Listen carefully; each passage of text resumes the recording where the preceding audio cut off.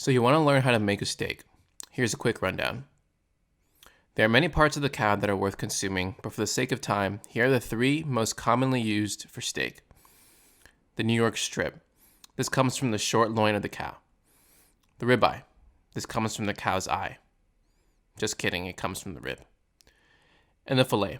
The entire fillet actually spans from the short loin through the sirloin and stops before the round.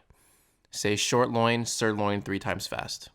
Here are some honorable mentions. The flank steak comes from the flank.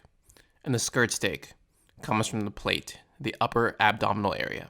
These cuts are more beefier in flavor, but less fatty and tender. There are 2 things you want to consider when picking your meat: tenderness and marbling. Tenderness is meltability in your mouth. Marbling lets it taste good in your mouth. The less a cow's body part moves, the more tender and marbled it'll be. There are 3 different grades of marbling from the USDA. They are as follows. USDA Select is the lowest grading. Meat at this grade is characterized by very little marbling. This won't be as flavorful as some of the other choices you have. USDA Choice is the middle grading. Choice has a good amount of marbling, making it a good choice when you start your steak cooking adventure. And finally, USDA Prime is the highest grading US beef can attain. It's characterized by many streaks of delicious fat that will inevitably melt in your mouth when you bite in. Sometimes you can game the system. Some groceries will mislabel Prime as Choice. Be sure to check the marbling when you're picking out your steak. There is an upper echelon of marbling with steak. It's the Wagyu class. There are many versions, but the more well-known ones are Japanese Wagyu and American Wagyu. Keep in mind that as the meat gets more marbled, the price will climb higher as well. Now, let's talk about tools. What sort of pan should you use? Your ultimate goal should be to develop a nice crust on your steak. Why? Is it to lock in the juices? No, it's not. We sear steak because when exposed to high heat, the sugars and proteins will caramelize and intensify the flavor of the beef. This is called the Maillard reaction. To accomplish this, cast iron is definitely king here. It holds heat extremely well and will always, without a doubt, give you the best sear possible. Granted, these pans are harder to maintain, so if you don't want to be bothered by maintaining your cast iron every now and then, you can always go with the second best, stainless steel. As you can see, my pan isn't really stainless, but this pan will do the job fine. It'll heat up nicely and produce a decent crust. I'm throwing this pan in this video to show you what not to use.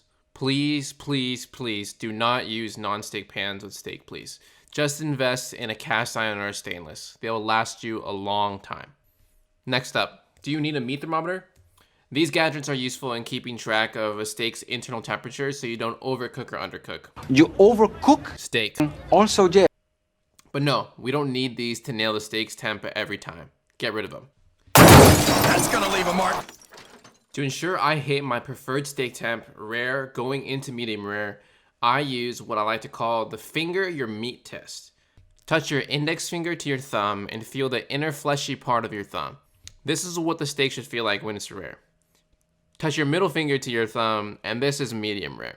You can go on and do this with the rest of your fingers, but I trust no one is going that far. I hope. Alright, lesson's over. Let's cook this thing. Place your steak on a wire rack over a baking sheet and season both sides with kosher salt and black pepper, liberally because it's a huge piece of meat. Press down to ensure your seasoning sticks to the surface of your meat. Place your meat into a 275-degree Fahrenheit oven or 135 degrees Celsius and set a timer for 30 to 40 minutes.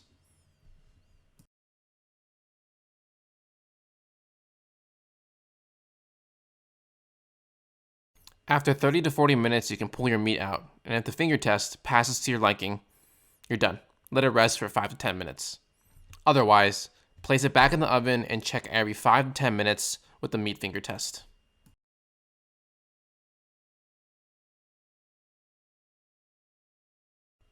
Heat your pan of choice on high with a high smoke point oil. I use grapeseed, but canola, peanut, avocado are all good choices. Sear both sides for 45 seconds to a minute.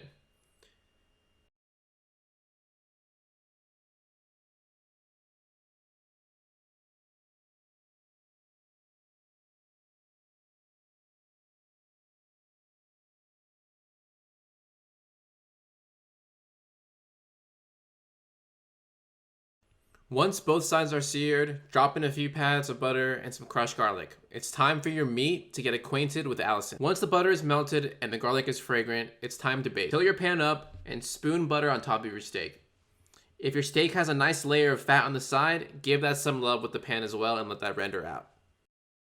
Afterwards, pull your steak off the pan and let it rest. Slice it on a bias and serve it with some sides of your choice. Or don't. I really couldn't care less.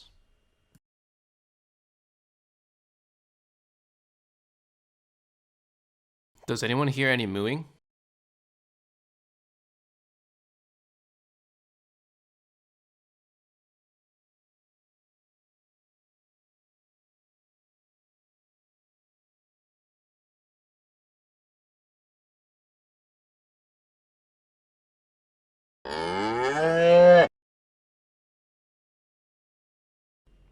Thanks for watching. I hope you learned something.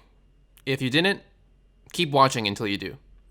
If you liked the video, please tell me by liking the video and comment how many times I said meat in the voiceover. If you want to see more of my content, please subscribe and click the bell so you get notified. See you later.